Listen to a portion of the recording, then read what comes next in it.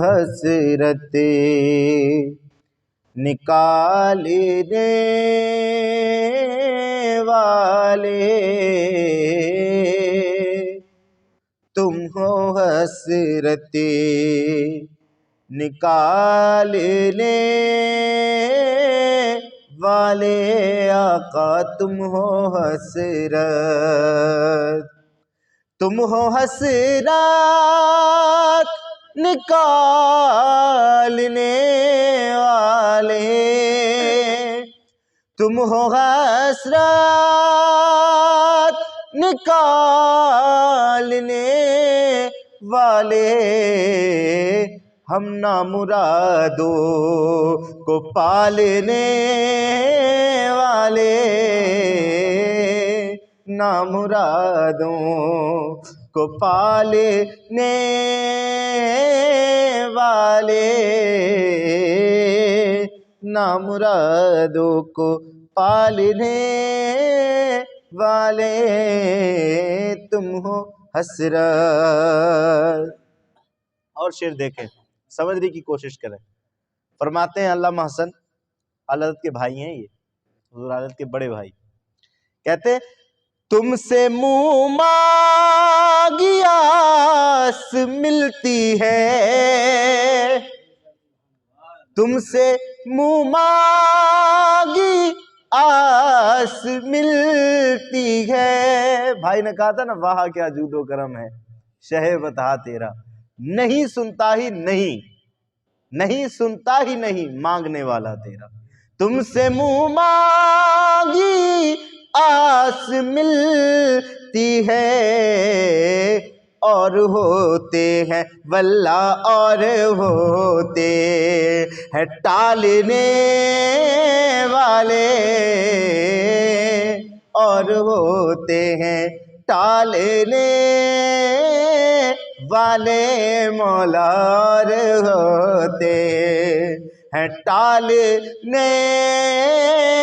والے تم ہو حسرت نکالنے والے، نامرادوں کو پالنے والے۔ اور شعر دیکھیں، کتنا اعتماد ہے اپنے حبیب پر، اپنے رسول پر کتنا اعتماد ہے۔ فرماتے ہیں میرے دشمن کو غم ہو بگڑی کا، میرے دشمن کو غم ہو بگڑی کا، آپ ہیں جب سنبھالنے والے، آپ ہیں جب سنبھالنے والے، آپ ہیں جب سنبھالنے والے، آپ ہیں جب لب جا بخش سے جلا دل کو جان مردے میں ڈالنے والے، جان مردے میں ڈالنے والے، جان مردے میں۔ حضور صلی اللہ علیہ وسلم ایک غزوے میں موجود تھے اور پانی ختم ہو گیا تھا، میں نے ایک بار سنایا بھی ہے، ندیاں پنجاب رحمت کی ہیں جاری، واہ واہ، انگلیاں ہیں فیض پر ٹوٹے ہیں پیاسے جھوم کر، ندیاں پنجاب رحمت کی ہیں جاری، واہ واہ۔ آپ کے بھائی کیا کہتے ہیں، دست اقدس بچھا دست اقدس بجھا دے پیاس میری، دست اقدس بجھا دے پیاس میری، میرے چشمے ابالنے والے۔ یہ جو میرے کا ہے نا، ہم پیار میں بولتے ہیں وہ میرا بھائی ہے، وہ میرا، جیسے کوئی فلاں کام کر دے یا کسی چیز میں جیت جائے تو کہتے ہیں وہ میرا جو جیتنے والا ہے، تو کہا میرے چشمے ابالنے والے، میرے چشمے ابالنے والے۔ حضور صلی اللہ علیہ وسلم ایک مرتبہ عائشہ رضی اللہ تعالیٰ عنہ سے ارشاد فرماتے ہیں، عائشہ تم جانتی ہو میری پاور کیا ہے؟ عرض کرتی ہیں یا رسول اللہ واللہ تعالی عالم، اللہ زیادہ جانتا ہے۔ تو آپ نے ارشاد فرمایا میری پاور یہ ہے کہ اگر میں چاہوں تو زمین کے جتنے خزانے ہیں سب باہر نکل آئیں۔ عائشہ یہ جو پہاڑ دیکھ رہی ہو نا، یہ جو پہاڑ دیکھ رہی ہو، میں چاہوں تو یہ سب سونے کے بن کر میرے ساتھ چلیں۔ اللہ اکبر۔ لیکن پھر بھی فرشتہ آیا تھا آپ کی بارگاہ میں اعلان نبوت کے بعد اور کہا تھا یا رسول اللہ ان شئت، اگر آپ چاہیں، نبی ملکن، آپ کو بادشاہوں والا نبی بنا دیا جائے۔ جیسے سلیمان کو بادشاہت دی تھی ہم نے پوری دنیا کی، آپ کو بھی دے دیں گے۔ ان شئت نبی عبدن، اور آپ چاہیں تو آپ کو فقیری والا، غریبی والا نبی بنا دیں۔ تو آپ نے جبریل امین کی طرف دیکھا تو جبریل امین نے مشورہ دیا حضور جیسا آپ چاہیں۔ آپ نے فرمایا مجھے فقیری والی نبی ہونا پسند ہے۔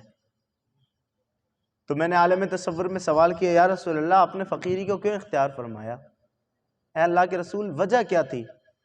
تو مجھے عالم تصور میں جواب دیا، دیکھ نہیں رہا کہ میرے امت کے غریب کتنے ہیں؟ اگر میں نے امیری اختیار کر لی ہوتی تو امیری میری سنت ہو جاتی، پھر امیر لوگ فخر کرتے کہ تو غریب رہ گیا، دیکھ ہم حضور کی سنت پر عمل کر رہے ہیں، دیکھو ہم امیر ہیں، ہمارے پاس پیسہ ہے، پھر تو کوئی جینے نہیں دے گا کسی غریب کو۔ میں نے اس لیے غربت اختیار فرمائی تاکہ غریب بھی اپنا سینہ چوڑا کر کے کہہ سکے غریب ہو تو کیا، مصطفیٰ کی سنت ادا کر رہا ہوں۔ اللہ اکبر۔ اب شعر دیکھیں انشاءاللہ سمجھ آئے گا۔ تم ہو حسرت نکالنے والے،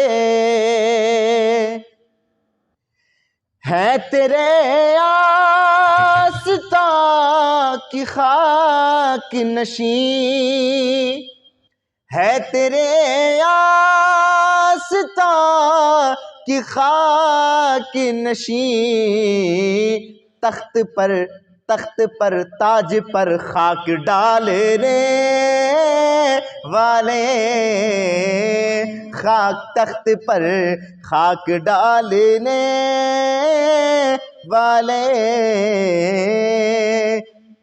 تخت پر خاک ڈالنے والے۔ شعر دیکھیں، بھیک دے بھیک اپنے منگتوں کو۔ ایک کافر آیا تھا، کافر بدوی دیہاتی، اور حضور صلی اللہ علیہ وسلم غزبے سے فارغ ہو کر تشریف لا رہے تھے، غزوہ حنین۔ اور یہ ایسا غزوہ تھا کہ مسلمانوں کو بڑا مال غنیمت ہاتھ لگا تھا۔ اب اندازہ لگا سکتے ہو اتنا کہ نبی کا جو مال غنیمت میں حصہ ہے وہ 5واں ہے۔ وَاعْلَمُوا أَنَّمَا غَنِمْتُم مِّن شَيْءٍ فَأَنَّ لِلَّهِ خُمُسَهُ، 5واں حصہ ہے۔ تو حضور کا 5واں حصہ اتنا تھا کہ 2 پہاڑوں کے درمیان جو خالی جگہ ہوتی تھی، مال غنیمت کی بکریاں وہ خالی جگہ بھر دیتی تھی۔ یہ واقعہ میں نے کئی بار سنایا ہے، خالی جگہ بھر دیتی تھی۔ وہ کافر دیہاتی آیا اور کہا یا رسول اللہ آپ تو بڑے امیر ہو چکے ہو۔ آپ نے کہا تجھے کیسے لگتا کہ میں امیر ہو گیا ہوں؟ کہا دیکھ نہیں رہا کتنی بڑی پراپرٹی ہے آپ کی، کتنا مال ہے آپ کا۔ آپ نے کہا اگر تو اسی کا امیری سمجھتا ہے تو جا، سب تیرے نام ہے، سب کچھ تیرا ہے۔ اس نے بکریوں کو سنبھالا اور اپنے قبیلے پہنچا، بکریوں کو سائٹ لگایا، ٹیلے پر کھڑا ہوا اور لوگوں کو پکارا، لوگوں جاؤ محمد پر ایمان لے آؤ۔ جب وہ عطا کرتے ہیں تو پھر فقیری کا بھی خوف نہیں کرتے ہیں، وہ عطا کرتے ہیں۔ واہ کیا جود و کرم ہے شہ بتا تیرا، نہیں سنتا ہی نہیں مانگنے والا تیرا۔ اب سنیں علامہ حسن صاحب کیا فرماتے ہیں، بھیک دے بھیک اپنے منگتوں کو، اے غریبوں کو پالنے والے، اے غریبوں کو پالنے والے، اے غریبوں۔ کام کے ہوں گے غم نکمے ہوں، کام کے ہوں کہ غم نکمے ہوں. بات سمجھ رہے ہیں؟ یا ہم کام کے ہیں یا نکمے ہیں، یہ دو باتیں. کام کے ہو کہ غم نکمے ہو، وہ سبھی کے ہیں پالنے والے. کون کہتا ہے کہ ہمیں کمانے سے ملتا ہے؟ کون دیتا ہے؟ دینے کو منہ چاہیے، دینے والا ہے سچا ہمارا، دینے والا ہے سچا. کام کے ہو کہ غم نکمے ہو. اگر کام ہی پر اعتماد ہو تو چلو تمہیں تو تمہارے کام سے مل رہا ہے، پھر ان جانوروں کو کون کھلا رہا ہے؟ یہ کون سی بزنس کر رہے ہیں؟ ان کیڑے مکوڑوں کو کون کھلا رہا ہے؟ تو معلوم ہوا کہ کام سے نہیں ملتا، رب کے فضل سے ملتا ہے، اس کے حبیب کے دینے سے ملتا ہے. وہ جو حدیث پاک ہے، واللہ موتی انا قاسم، اللہ دینے والا ہے، میں بانٹنے والا ہوں. کام کے ہو کہ غم نکمے ہو، وہ سبھی کے ہیں پالنے والے، وہ سبھی کے. اللہ اکبر. آخری شعر میں دعا ہے، آپ لوگ آمین کہیے گا.